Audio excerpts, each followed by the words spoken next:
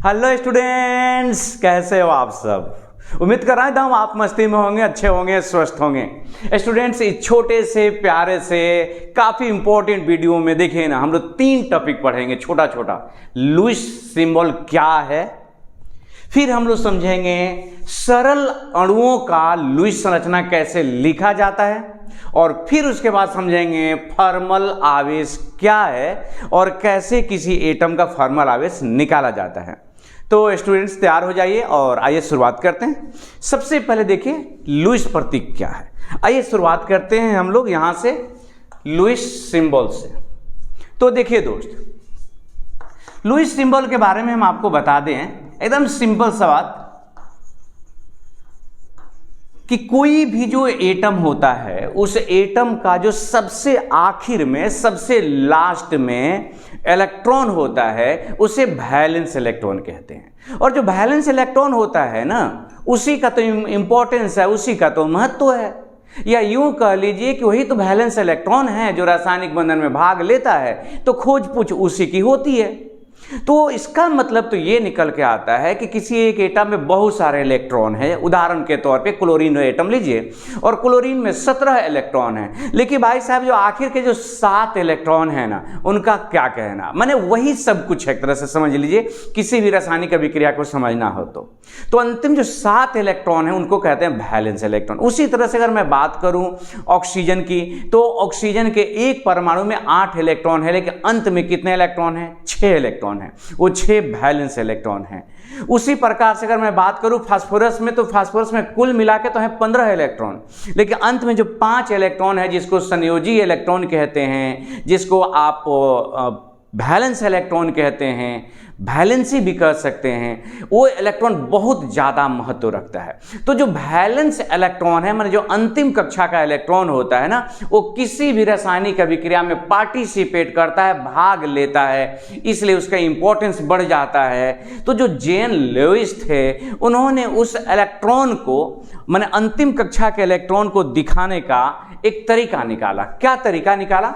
कहा कि जो एटम है उस एटम का पहले सिंबल लिखिए, संकेत लिखिए, प्रतीक लिखिए। एग्जाम्पल के तौर पे हमने लिया, मान लीजिए फास्फोरस, तो फास्फोरस लिखना है, और इसके अंत में जितने इलेक्ट्रॉन हैं अंतिम कक्षा के इलेक्ट्रॉन, वो आप डॉट के रूप में दिखा दीजिए। तो हमने यहाँ 5 इलेक्ट्रॉन दिखाया, 5 मतलब बिंदु दिखाया, और ये पांचों बिंदु 5 इलेक्ट्रॉन को सूचित करते हैं, और इस तरह से फास्फोरस का लुईस प्रतीक हो गया। अगर कोई इस तरह से दिखाए कि कार्बन है, और इस कार्बन के अंत में यहाँ पर किसी ने 4 बिंदु बना दिए, इसका मतलब कि कार्बन के सबसे आखिर में, लास्ट में, अंतिम कक्षा में 4 इलेक्ट्रॉन रहते हैं, और इन्हीं 4 इलेक्ट्रॉनों का बहुत ज़्यादा महत्व है। अगर मैं बात करूं यहाँ पर देखिए कि हमने लिखा सल्फर, तो सल्फर हमने दिया, और फिर उसके बाद इसके चारों तरफ हमने 6 जो है इलेक्ट्रॉन दे दिए बिंदु के रूप में। इसका मतलब ये हुआ कि ये इसका लुईस प्रतीक हो गया, सल्फर के लुईस प्रतीक हो गया। तो लुईस प्रतीक लिखने का मतलब होता है परमाणु दे लिखना, परमाणु का संकेत लिखना, और फिर उसके आखिर में जितने इलेक्ट्रॉन होते हैं उसको दिखा देना।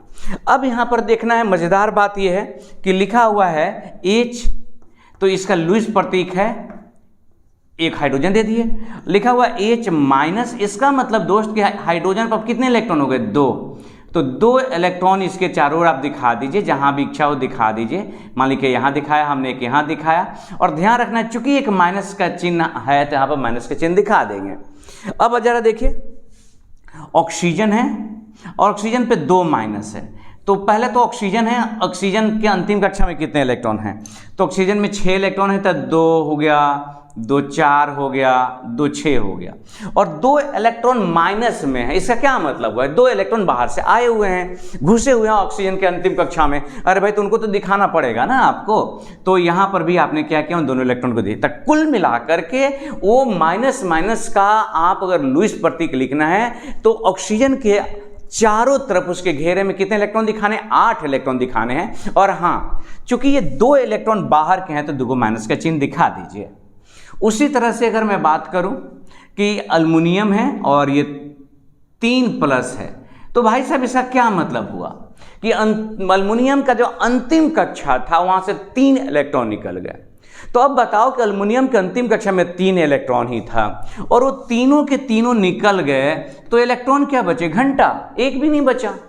तो आप एल्युमिनियम कैसे दिखा दीजिए, हो गया। उसी तरह से किसी ने कहा कि मैग्नीशियम प्लस प्लस का आप लुईस प्रतीक दिखाइए। अरे भाई, पूरी दुनिया जानती है कि मैग्नीशियम के अंतिम कक्षा में कितने इलेक्ट्रॉन? 2, और 2 को प्लस हो गया। 2 को प्लस मैंने दोनों इलेक्ट्रॉन चल दिए, कहीं घूमने गए होंगे मेला बाजार। तो जब चले गए तो उनके अब अंतिम कक्षा में जहां वो बैठे थे कोई इलेक्ट्रॉन बचा क्या? मैंने आप यूं समझ लीजिए कि आपके घर में बाहरी बरामदा में 2 लोग रहते हैं और दोनों लोग चले गए दिल्ली। अब बताइए कि उस बरामदा में कितने लोग हैं? कोई नहीं। सिंपल, इसका मतलब यही होता है। तो यहां पर 2 इलेक्ट्रॉन था और दोनों इलेक्ट्रॉन अब नहीं रहा, तो आपको लुईस प्रतीक में क्या दिखाना? अंतिम कक्षा का इलेक्ट्रॉन दिखाना है। तो आप इसको ऐसे ही लिख देंगे, हाँ 2 को प्लस दे देंगे। यह बात सूचित करता है कि उसके अंतिम कक्षा से 2 इलेक्ट्रॉन अब नहीं रहे। उसी तरह से मान लीजिए कि अगर हमको दिखाना हो, एक यहां दिखा रहे हैं हमें, ये फास्फोरस हुआ लेकिन फास्फोरस पर 3 माइनस है, तो इसका मतलब फास्फोरस लिखेंगे। और फास्फोरस में पहले से तो 5 इलेक्ट्रॉन था, 1 2 3 4 5 हो गया, लेकिन 3 और आ गया तो 6 7 8, और ये 3 माइनस माइनस करके दिखा देंगे या 3 माइनस दिखा देंगे। तो इस तरह से फास्फोरस मान पी पर 3 माइनस है, उसका आपने लुईस प्रतीक लिखा। ये एक बहुत मजेदार कंसेप्ट है। लुईस प्रतीक को देखते ही आपको पता चल जाता है अंतिम कक्षा का इलेक्ट्रॉन। एग्जाम्पल के तौर पे आपने यहाँ पर x लिखा और x लिख करके 1 2 3 4 5 6 7 इलेक्ट्रॉन दिया। इसका मतलब हो गया कि x नाम का कोई परमाणु है, उसके अंतिम कक्षा में, जिसको आप वैलेंस इलेक्ट्रॉन बोलते हैं, वैलेंस इलेक्ट्रॉन की संख्या कितनी हो गई? वैलेंस इलेक्ट्रॉन्स हो गया 7। अगर वैलेंसी पता लगाना है तो वैलेंसी हो गया कितना भाई? तो 8 में से घटा लिया आपने 7, इस तरह से 1 हो गया। तो आप बहुत ही सरलता से लुईस प्रतीक की सहायता से वैलेंस इलेक्ट्रॉन वैलेंसी पता लगा लेते हैं। एक चीज दोस्त, एक बात ख्याल रखना है नोट में कि जो डी ब्लॉक के एलिमेंट है उनका लुईस प्रतीक नहीं लिखा जाता। डी ब्लॉक के जो एलिमेंट्स होते हैं, एलिमेंट्स का लुईस सिंबल माने लुईस प्रतीक नहीं लिखते हैं, नहीं लिखा जाता। एक्चुअली नहीं लिखा जाता। क्यों नहीं लिखा जाता? तो यहां पर एक समस्या है। समस्या यह है कि जो डी ब्लॉक के जो एलिमेंट्स होते हैं दोस्त, जनरली उनके जो अंतिम कक्षा में जो वैलेंस इलेक्ट्रॉन होता है ना, वेरिएबल होता है। अब बताओ, वेरिएबल होने के वजह से अब मान लीजिए कि इसके अंतिम कक्षा में 2 इलेक्ट्रॉन है और 3 भी है, कभी 2 है कभी 3 है। यार तो 2 दिखाएं कि 3 दिखाएं? तो याद रखना कि डी ब्लॉक के एलिमेंट्स का लुईस सिंबल नहीं लिखा जाता है, क्योंकि इनके अंतिम जो कक्षा है, अंतिम कक्षा का इलेक्ट्रॉन वेरिएबल होते हैं, माने बदलते रहते हैं, बदलते रहते। अब बताओ, बदलते रहते तो कैसे लिखेंगे? तो मैं उम्मीद कर रहा हूं कि दोस्त आप समझ रहे हो कि अगर आपको लुईस सिंबल लिखना है, कोई भी एटम दे दिया गया, एग्जाम्पल के तौर पे अगर हम लोगों से कहा जाए कि मैं नाइट्रोजन का लुईस प्रतीक लिखूं, तो नाइट्रोजन के अंत में कितने इलेक्ट्रॉन होते हैं ये पता लगाना होगा आपको, बस ये काम करना ही होगा। तो नाइट्रोजन के अंत में होते हैं 5 इलेक्ट्रॉन, तो आप 5 गो डॉट जो है यहां पर दे दीजिए, 2 3 4 5। और यही वजह है कि जो लुईस सिंबल है इसे लुईस डॉट सिंबल भी कहते हैं। यह भी बात याद रखिएगा, लुईस सिंबल को लुईस डॉट सिंबल या इलेक्ट्रॉन डॉट सिंबल भी, या इलेक्ट्रॉन को डॉट से दिखा रहा है ना, इलेक्ट्रॉन डॉट सिंबल भी कहते हैं, भी कहा जाता है। बात क्लियर हुई? कोई भी एटम लेना है, उस एटम के अंत में जितने इलेक्ट्रॉन बचते हैं आपको दिखा देना है। एग्जाम्पल के तौर पर अगर हम बात कर लें कि अगर हमें Cl माइनस दिया गया और कहा गया कि लुईस सिंबल दिखाइए, तो क्लोरीन के अंत में 7 इलेक्ट्रॉन होते हैं। मैं 7 इलेक्ट्रॉन दिखाऊंगा, 2 3 4 5 6 7, और चूंकि एक माइनस है तो एक इलेक्ट्रॉन बढ़ा दिया, हमने 8 दिखाया और इस पर हमने एक चिन्ह दे दिया माइनस का। तो दोस्त ये हो गया आपका लुईस सिंबल। आप इसे नोट करें, स्क्रीनशॉट लें। बात करते हैं कि सरल अणुओं का लुईस संरचना कैसे लिखा जाता है। उम्मीद कर रहा हूं कि एकदम से आप समझ रहे होंगे, कंसेप्ट ये क्लियर हो रहा होगा।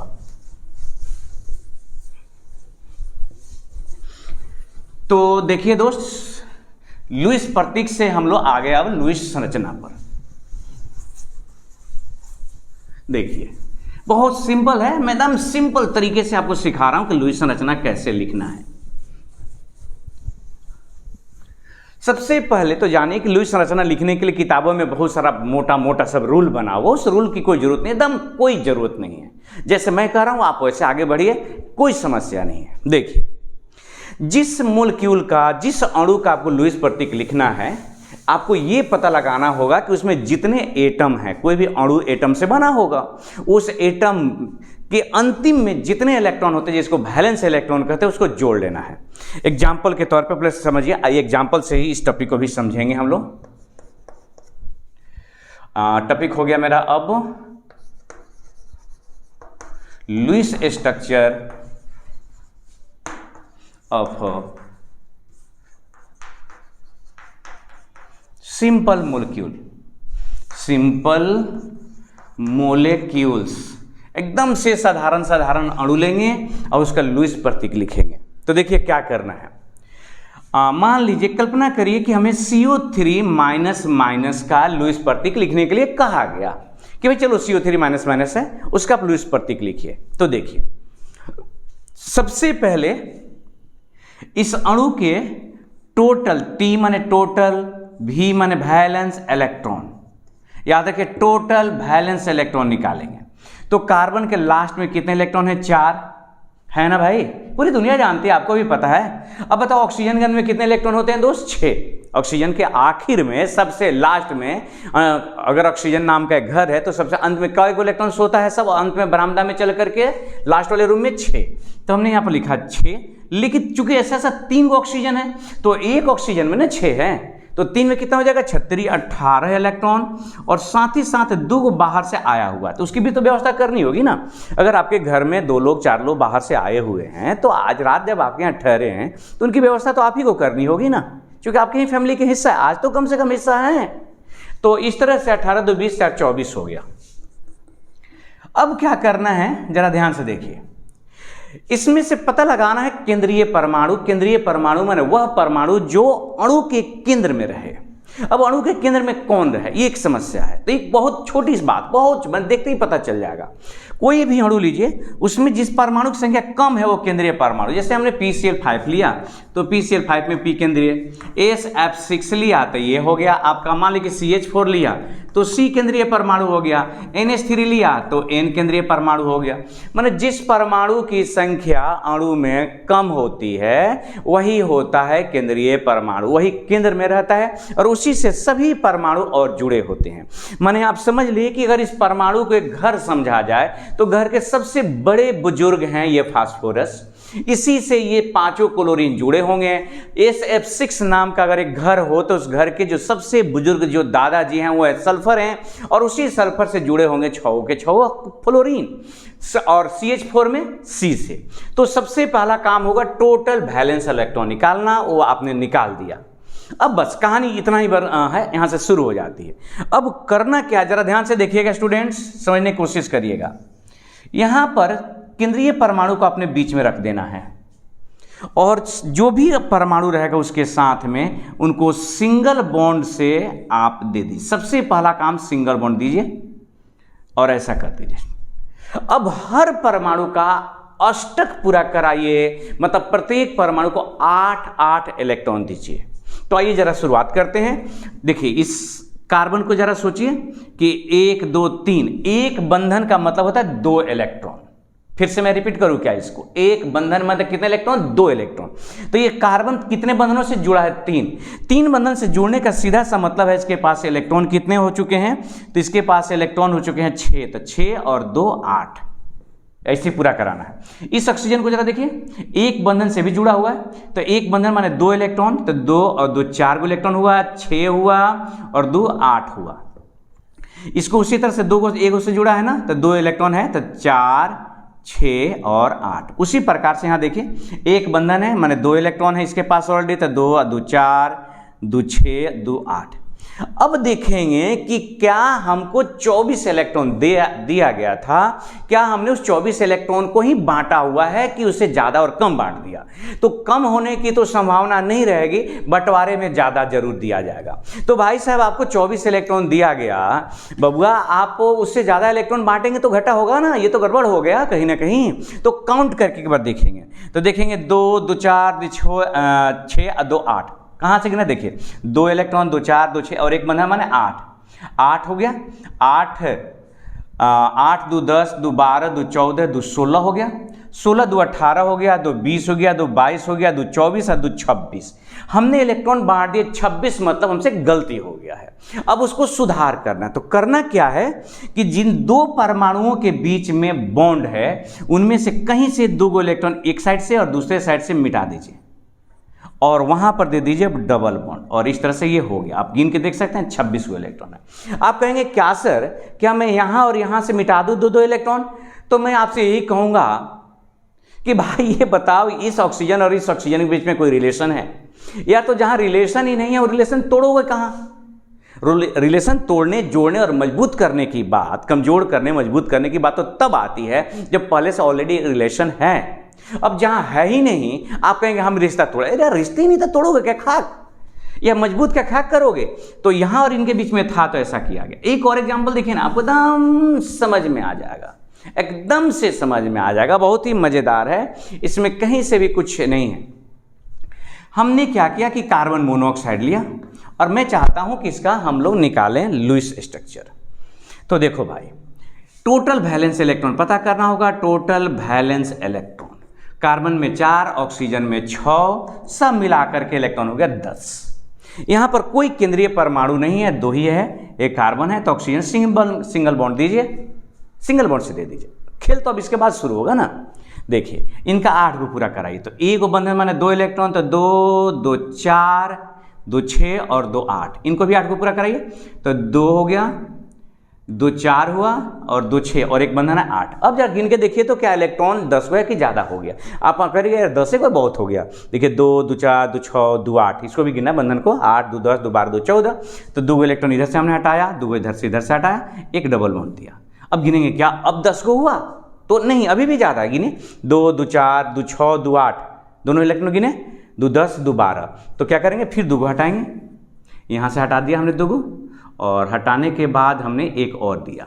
अब जरा देखेंगे क्या अब जाकर के हुआ कि नहीं, तो आप गिन करके देख लिए, एग्जैक्ट 10 इलेक्ट्रॉन हो गया, 2 इलेक्ट्रॉन, 2 4 2 6 2 8 2 10। इसी चीज को इस तरह से भी दिखाते हैं दोस्त, यहाँ C दे दीजिए, यहाँ पर ऑक्सीजन दे दीजिए, C पर देखिए 2 इलेक्ट्रॉन बचा हुआ था, दे दीजिए, ऑक्सीजन पर भी 2 इलेक्ट्रॉन बचा, दे दीजिए। यहाँ पर कितने इलेक्ट्रॉन है, 3 को, तो आप 3 इलेक्ट्रॉन यहाँ पर दिखा दीजिए। वो ऑक्सीजन की तरफ कितने इलेक्ट्रॉन है, 3 को, तो यहाँ दिखा दीजिए। इस तरह से बना लीजिए। आप देख रहे हैं ना कितना सिंपल है, वाकई बहुत बहुत ही सिंपल है। अगर इसको जैसे मान लीजिए हमको PCl5 बनाना है, तो ये बना के देखते हैं PCl5 को। फास्फोरस, टोटल वैलेंस इलेक्ट्रॉन निकालेंगे, तो टोटल वैलेंस इलेक्ट्रॉन फास्फोरस के अंदर में 5 इलेक्ट्रॉन है, क्लोरीन के अंदर में 7 होते हैं, तो 5 है तो 7 बचे 35 और 5 कितना हो गया 40। कौन बीच में रहेगा, फास्फोरस बीच में रहेगा। और आप क्या करिए कि 5 गो यहां से आप क्लोरीन दे दीजिए,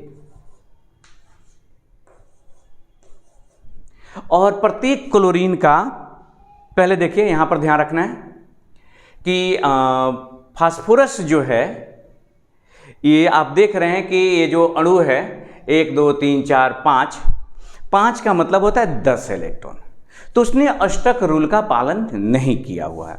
अब हम क्या करेंगे, 8 इलेक्ट्रॉन दे देंगे, कहां पर, तो 2 2 4 2 6 2 8, 2 2 4, सब पे 6 इलेक्ट्रॉन दे दीजिए। और देखिए आप आराम से 40 गो इलेक्ट्रॉन हो गया और इस तरह से बन गया, ये आराम से हो गया।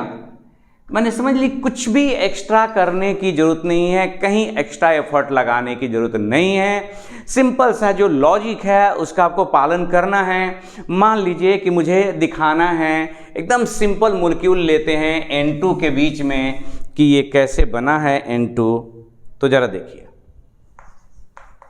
टोटल वैलेंस इलेक्ट्रॉन कितने हैं? नाइट्रोजन है 2 गो, तो 5 दूनी के 10 इलेक्ट्रॉन। तो नाइट्रोजन के बीच में आप सिंगल बॉन्ड दे दिया आपने। सिंगल बॉन्ड जैसे दिया आपने तो देखा कि यहाँ पर 2 2 4 हो गया, 2 6 1 बना 8, फिर उसी तरह से 2 2 4 2 6 2 8। आप देख रहे हैं कि नहीं भाई, ये तो कुछ एक्स्ट्रा हो गया। इलेक्ट्रॉन देखिए 2 2 4 2 6 2 8 2 10 2 12 2 14 हो गया, तो 2 को यहाँ से आपने मिटा दिया, 2 को यहाँ से मिटाया, 1 डबल बॉन्ड दिया। अभी भी ज़्यादा है तो 2 को यहाँ से मिटाया, 2 को यहाँ से मिटाया, और इस तरह से देखिए ना, ये हो गया।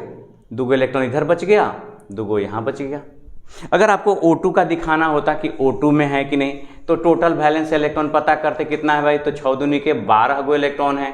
ऑक्सीजन इसी में सिंगल बॉन्ड देते और 8 8 को 2 2 4 2 6 2 2 4 2 6। अब देखते कि इलेक्ट्रॉन जो है ना 14 गो हो गया है, तो 2 इलेक्ट्रॉन इधर से मिटाते, 2 यहाँ से मिटाते, आप डबल बॉन्ड दे देते, और ये जो इलेक्ट्रॉन जो बच जा रहा है इसको लोन पेयर इलेक्ट्रॉन के नाम से जाना जाता है। तो इस तरह से आप सरल अणुओं का, कोई भी आपको सरल अणु दिया जाए, आप आराम से उसका लुईस संरचना लिख लेंगे स्टूडेंट्स, मुझे यकीन है। ये कोई बहुत टफ चीज़ नहीं है, बहुत ही ईजी चीज़ है, बहुत आसान है। अब आते हैं सबसे इंपॉर्टेंट चीज़ है थर्मल आवेश निकालना। लेकिन थर्मल आवेश निकालने से पहले हम चाहते हैं कि एक अणु का और निकालें और वहीं से थर्मल आवेश के बारे में भी समझेंगे। देखिए, थर्मल आवेश निकालने से पहले आपको लुईस जो है ना सिंबल समझना, लुईस सिंबल नहीं, सरल अणुओं का जो लुईस प्रतीक है ना वो जानना बेहद जरूरी होता है। जब तक आप लुईस प्रतीक नहीं जानेंगे तब तक आप नहीं कर पाएंगे। तो एक और लुईस प्रतीक हम सरल अणुओं का जो लुईस संरचना वो कर रहे हैं, ओजोन ले रहे हैं। ओजोन के आखिर में कितने इलेक्ट्रॉन है? तो 1 ऑक्सीजन है, ऑक्सीजन के अंदर में 6 गो और 3 गो ऑक्सीजन है, तो 36 18 इलेक्ट्रॉन हो गए। अब आपने ऑक्सीजन को दे दिया इस तरह से, हालांकि ऐसा होता नहीं है, तो बैंड होता है, मुड़ा हुआ। हम यहाँ संरचना नहीं देख रहे हैं, हम सिर्फ लुईस संरचना के बारे में बात कर रहे हैं कि लुईस स्ट्रक्चर इसका कैसे लिखा जाए। सभी ऑक्सीजन का आप 8 8 गो इलेक्ट्रॉन पूरा कराइए। तो देखिए, ये 2 गो इलेक्ट्रॉन लिया हुआ ना, 2 गो इलेक्ट्रॉन, 1 बंधन में 2 इलेक्ट्रॉन, तो 2 2 4 2 6 और 2 8, और यहाँ पर 2 2 4 हो गया, 4 2 6 2 8 इधर, 2 2 4 2 6 2 8। अब गिन के देखो दोस्त कि 18 गो इलेक्ट्रॉन है कि ज़्यादा और कम हुआ, तो पता चलेगा 2 2 4 2 6 2 8 2 10 2 12 2 14 2 16 18 2 20 हो गया।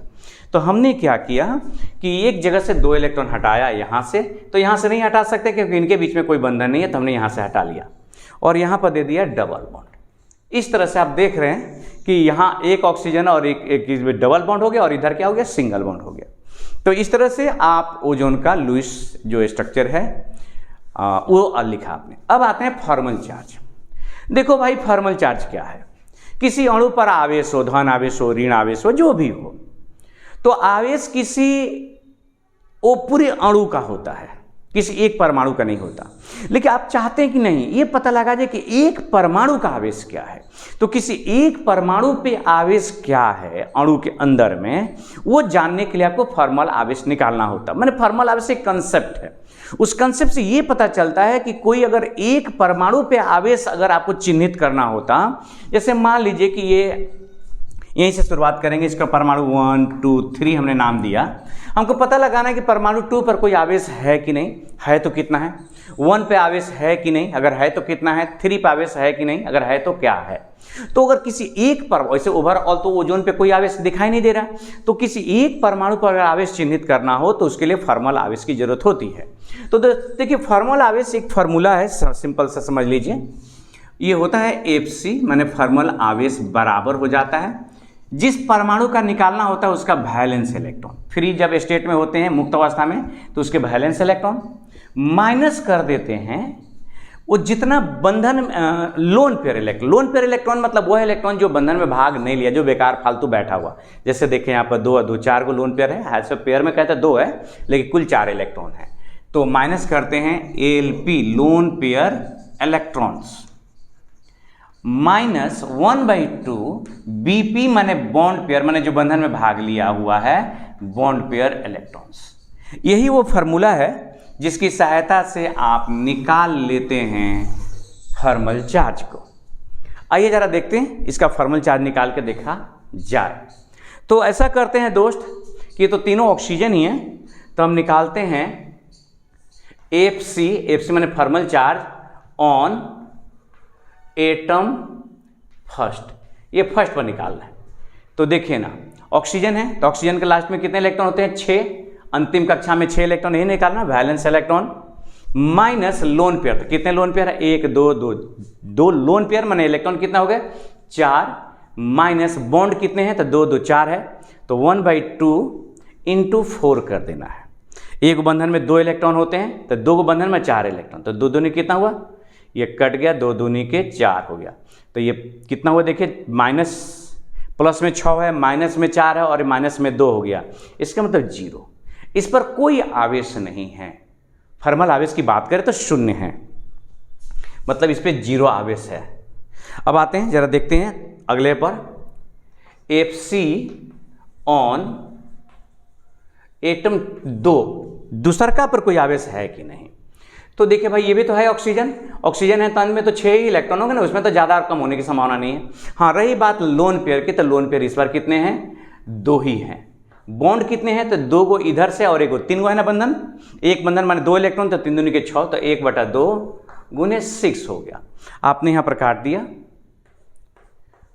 तो 2 माइनस में 3 माइनस में कितना हुआ? 5 माइनस में और 6 प्लस में कितना हुआ? +1, मतलब इस पे +1 चार्ज है। देखिए इसी को बोलते हैं। अब आते हैं बात करते हैं FC on atom 3। FC on atom 3 तीसरा नंबर एटम पर क्या है? तो तीसरा नंबर एटम तो ऑक्सीजन है ना मेरे भाई, 6 हुआ। और देखो तक कई लोन पेयर दिखाई दे रहा है? 2 2 4 2 6 माइनस 1/2 कई को बंधन है? एक ही ना बंधन है, तो 2 इलेक्ट्रॉन। तो फिर से एक बार ये कट गया, 1 हुआ, हाई प्लस माइनस कट गया, तो कितना बचा? -1, मतलब इस पे -1 है। तो जो आपका ओजोन है उस ओजोन को जब देखिए तो जो ऑक्सीजन 2 ऑक्सीजन जो आपस में डबल बॉन्ड से जुड़े हैं उसमें से एक जो टर्मिनल है अंतिम छोर पे उस पे 0 आवेश, जो बीच में है उस पे +1 आवेश, और जो आखिर जो सिंगल बॉन्ड से जुड़ा हुआ है उस पे -1 आवेश है। इसे कहते हैं थर्मल आवेश। एक और एग्जाम्पल लेते हैं और फिर देखते हैं। एक कोई एग्जाम्पल हमने ले लिया, जैसे एग्जाम्पल के तौर पे मान लीजिए कि हमने CO3 ही लिया, CO3 माइनस है। तो सबसे पहले दोस्त इसको समझने के लिए आपको इसका लुईस स्ट्रक्चर लिखना होगा, क्योंकि लुईस स्ट्रक्चर से ही में ही वो थर्मल चार्ज डिसाइड हो रहा है। लुईस स्ट्रक्चर रहेगा तो ही आपको पता चलेगा कि लोन पेयर इलेक्ट्रॉन है कि नहीं है तो कितना है। तो अगर मान लीजिए कि हम अभी हमने लिख करके देखा, आप देखिए कि इसका लुईस स्ट्रक्चर हम लोगों ने कैसे लिखा हुआ था। तो एक जगह इसमें क्या है? डबल बॉन्ड है, और बाकी सभी पेज यहाँ पर 6 इलेक्ट्रॉन है, यहाँ पर 6 हैं, और यहाँ पर इलेक्ट्रॉन कितना हो गया? 4 हो गया। तो हम इसमें थर्मल चार्ज अब केवल कार्बन पर निकालना चाहते हैं। ऑक्सीजन पर भी निकाल सकते हैं, इस ऑक्सीजन पर कुछ और होगा, इस ऑक्सीजन पर कुछ और होगा, निकाल के दिखा देते हैं। FC on C atom, carbon atom. तो बताइए कार्बन के लास्ट में हमको वैलेंस इलेक्ट्रॉन चाहिए, तो कितने इलेक्ट्रॉन होते हैं? 4 होते हैं माइनस। अब लोन पर कितने बचे हैं? तो अब देखेंगे एक भी नहीं, 0 0 0 -1/2। कितने बॉन्ड पेयर भाई? तो 1 2 3 4 बंधनों से घिरा हुआ है, तो 4 दूनी के 8। तो आप देख पा रहे हैं कि ये हो गया 4 और इस तरह से ये कट गया, 4 प्लस माइनस हो गया 0, माने इस पर कोई भी थर्मल आवेश नहीं है। अगर बात करें तो 0 है। अब अगर हम बात करें कि इस ऑक्सीजन पर, चूंकि ये ऑक्सीजन अलग दिख रहा है और ये दोनों सेम दिख रहे हैं, तो अगर इस ऑक्सीजन पर बात करें, चाहे चले सिंगल बॉन्ड वाले पर निकालते हैं। हमने नाम दे दिया, मान लीजिए कि हमने नाम दिया, इसको 1 दिया, ये 2 दिया, और ये 3 और ये 4 दिया। तो FC ऑन एटम 3 निकालते हैं। FC on atom, O atom epsilon atom 3 सीधे करते हैं, एटम 3 हो गया। तो एटम 3 तो ऑक्सीजन है ना, अंत में 6 इलेक्ट्रॉन है। 6 के बाद देखिए कितने लोन पेयर बचे हैं, 2 2 4 2 6 गो है। अरे यार ये भी 6 गो है। -1/2 बॉन्ड कितना दिखाई दे रहा है, तो बॉन्ड ए को दिखाई दे रहा है, तो एक मैंने 2 इलेक्ट्रॉन, तो ये कट गया, तो ये तो कट गया, कितना हुआ -1। इसका मतलब कि इस परमाणु पे -1 चार्ज है। आप उसी तरह से यहाँ पर निकालेंगे -1 आएगा, यहाँ पर निकाल करके देख सकते हैं कि क्या आ रहा है। तो इस तरह से स्टूडेंट्स मैं उम्मीद कर रहा हूँ कि आप समझ रहे होंगे कि अगर थर्मल चार्ज निकालना है किसी भी एटम पे तो कोई बहुत बड़ा तीर नहीं मारना है। आपको करना क्या है कि उसका लुईस स्ट्रक्चर लिखना है और ये फार्मूला याद रखना है। जिस एटम का निकालना है उसका वैलेंस इलेक्ट्रॉन माइनस उस एटम पर कितने लोन पेयर इलेक्ट्रॉन हैं और साथ ही साथ उस एटम पे कितने जो है ना बॉन्ड पेयर इलेक्ट्रॉन हैं। ये बॉन्ड पेयर इलेक्ट्रॉन में 2 से क्या कर देना, आपको भाग देना, जो आएगा वो थर्मल चार्ज। अब एक बात ध्यान देने वाली कि किसी भी मॉलिक्यूल पे जितना ही कम थर्मल चार्ज होता है उसको उतना ही स्टेबल माना जाता है। थर्मल चार्ज का वैल्यू जितना ही कम होगा, मैं यहां लिखना चाहूंगा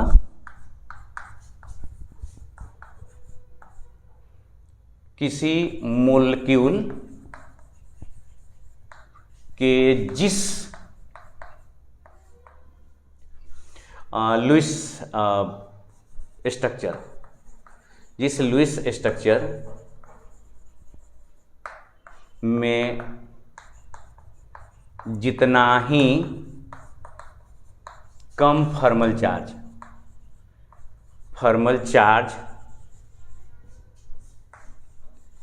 होता है उसे उतना ही स्टेबल स्ट्रक्चर माना जाता है। इसका क्या मतलब हुआ स्टूडेंट, जरा समझिएगा। आपको अणु है, आपने उसके 2-3 तरीके से आपने लिख दिया लुईस स्ट्रक्चर, तो अलग अलग लुईस स्ट्रक्चर में अलग अलग थर्मल चार्ज होगा। तो जिस लुईस स्ट्रक्चर में जितना ही कम थर्मल चार्ज होगा उसका मतलब वो ज़्यादा स्टेबल है, उसकी एनर्जी कम है और वो ज़्यादा स्टेबल है। तो हम तो इसका मतलब ये निष्कर्ष निकालते हैं कि थर्मल चार्ज की सहायता से अगर किसी अणु के 2-4 स्ट्रक्चर बने हुए हैं तो ये पता लगाया जा सकता है कि कौन सा स्ट्रक्चर सही है और कौन सा गलत। तो फिर भेंट होगी एक अगले वीडियो में नए टॉपिक के साथ। तब तक अपना ख्याल रखिए। धन्यवाद।